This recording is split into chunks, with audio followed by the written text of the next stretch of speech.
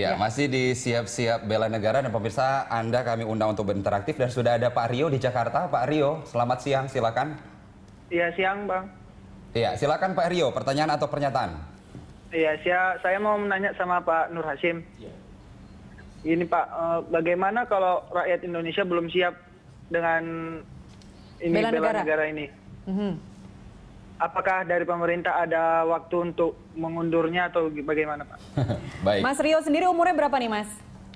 Saya baru 22 tahun, Pak. 22, oke, baik. Itu aja? Iya, siap. Ya, terima kasih.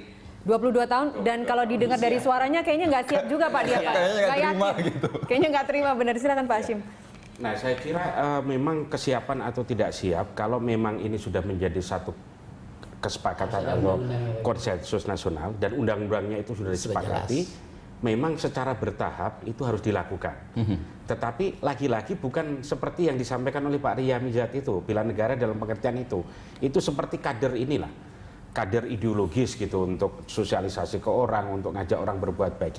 Tapi komponen cadangan itu bukan seperti itu. Nah, yang dimaksud dalam konteks bela negara di dalam Undang-Undang Dasar dan Undang-Undang yang lain itu adalah komponen cadangan. Nah, kalau komponen cadangan itu harus jelas. Ada kewajibannya, ada sanksinya. Kita masih ingat kasus Muhammad Ali di Amerika Serikat ketika ada kewajiban wajib militer bahwa setiap warga negara yang sudah misalnya berumur 17 tahun atau bla bla atau 18 tahun atau 20 tahun maka wajib untuk mengikuti wajib militer. Ketika Muhammad Ali itu tidak menolak dia dihukum. Karena memang itu ada dasar hukumnya. Dasar hukumnya ada? Ada undang-undangnya. Dan kita nggak punya ya Pak? Belum ada. Ini yang harus ada dulu sehingga menjadi satu kesepakatan bersama. Sanksi seperti apa kalau ada orang yang tidak siap? Orang yang siap itu yang seperti apa? Untuk konteks Indonesia seharusnya kalau memang ini program harus dilakukan, seharusnya seperti apa Pak Hashim? Dan konsepnya sudah jelas tadi. Harus nunggu ini dulu. Konsepnya seperti apa? Kalau konsepnya saya kira secara bertahap ya. Memang semua warga negara itu punya kewajiban untuk menjadi bela negara dalam konteks wajib militer.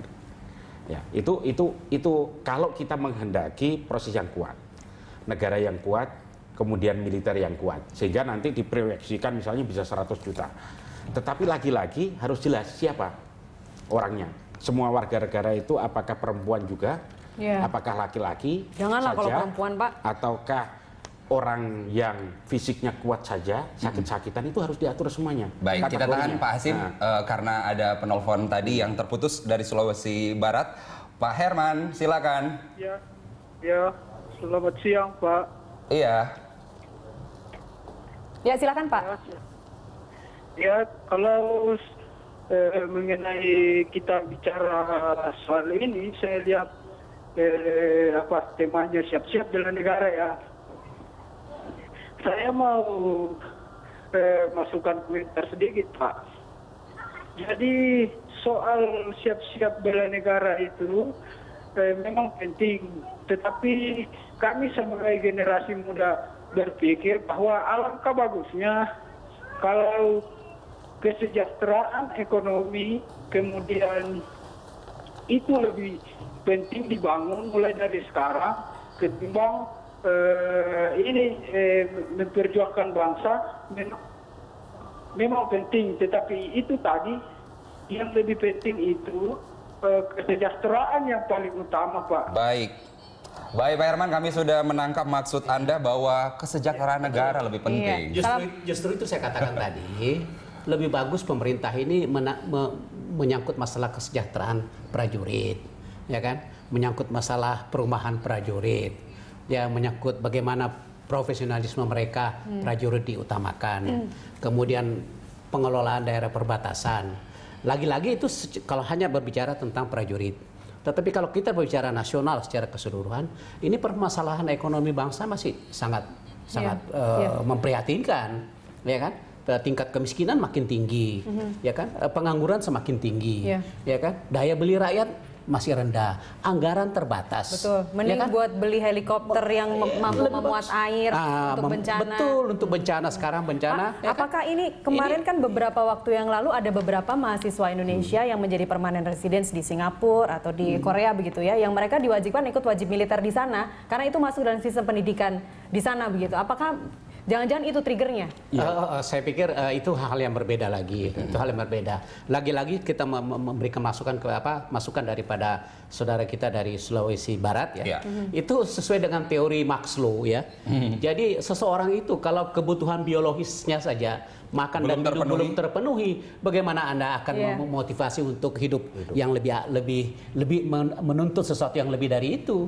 Jadi benahi dulu lah faktor fundamental ekonomi kita, kebutuhan manusia, ya, rakyat Indonesia, rakyat prajurit, kesejahteraan prajurit, baru kita berbicara tentang bela negara, ya kan? Nah kalau ini semua sudah terpenuhi, ekonomi kita udah bagus, anggaran kita besar, saya pikir semua rakyat Indonesia akan mau. Dan nanti bela kalau negara. semuanya sudah siap, Pak Hasim akan memberikan usulan ya bagaimana konsepnya seperti itu ya. Dan jangan begini, lupa, Mas. jangan lupa Carlos yang umur 22 tahun juga harus masuk. nanti. Jadi begini konsepnya, kalau bela Singkat negara saja, Pak itu, Hashim. kalau bela negara itu kepentingan apa yang mau dibela? Baik, Jadi makanya konsepnya harus jelas. baik. Dengan adanya konsep bela negara itu kepentingan siapa sih dan kepentingan apa yang mau dibela? Apa namanya bela negara itu kepentingan negara? Makanya itu harus jelas dan prosesnya itu harus akuntabel. Dan anggarannya dari mana? Dan harus ada, tidak boleh bertentangan dengan konstitusi. Ya, ya. Nah yang penting karena ini memberikan jaminan kepastian hukum bagi semua warga negara. Baik, apapun itu yang harus kita lakukan untuk kepentingan negara ini harus ada dasar hukumnya dan dikonsepkan dengan benar agar kemudian Betul. tidak salah. Tidak Ya. salah. Pak Hashim, Terima Pak kasih Syarif, Bapak-Bapak. Terima kasih. Mas. Terima kasih banyak. Ya, demikianlah dialog langsung kita hari ini. Anda bisa mengirimkan informasi dan saran kepada kami lewat email di news@berita1.tv. Iya, atau follow kami via Twitter, Facebook, dan juga YouTube. Pemirsa, nantikan Lansol setiap hari pukul 13 sampai 14 waktu Indonesia Barat. Terima kasih dan Sampai jumpa. Sampai jumpa.